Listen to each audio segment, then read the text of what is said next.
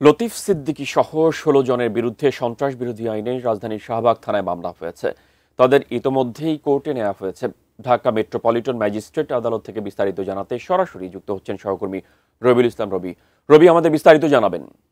সাবেক মন্ত্রী লতিফ সিদ্দিকী সহ ১৬ জনকে গতকাল সেগুনবাগিচার ডিআরইউ থেকে আটক করা হয়েছে। তাদের বিরুদ্ধে সন্ত্রাস বিরোধী আইনে মামলা করা হয়েছে শাহবাগ থানায়, এবং তারই পরিপ্রেক্ষিতে এখন ১৬ জনকে আনা হয়েছে কোর্টে। আমরা একটু দেখানোর চেষ্টা করি যে এখানে কিন্তু বেশ নিরাপত্তার বেষ্টনীতে ঢাকা রয়েছে।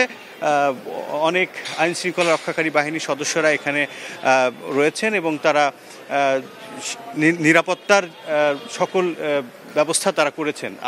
আর জিনিস বলে রাখি, গতকালকে ৭১ মঞ্চ নামে একটা অনুষ্ঠানে যোগ দিতে লতিফ সিদ্দিকী সহ ১৬ জন এখানে মুক্তিযোদ্ধা ১৬ জন এখানে অংশগ্রহণ করেছিলেন। তো তাদের বিরুদ্ধে আওয়ামী লীগকে পুনর্বাসনের অভিযোগ উঠেছে, এবং সে কারণে স্থানীয় জনসাধারণ তাদেরকে প্রথম অবস্থায় জিজ্ঞাসাবাদ করেন এবং পরবর্তীতে পুলিশে সোপর্দ করেন, এবং পুলিশ তার পরবর্তীতে শাহবাগ থানায় নিয়ে যাওয়া হয় তাদেরকে তাদের নিরাপত্তার জন্য, এবং তাদের বিরুদ্ধে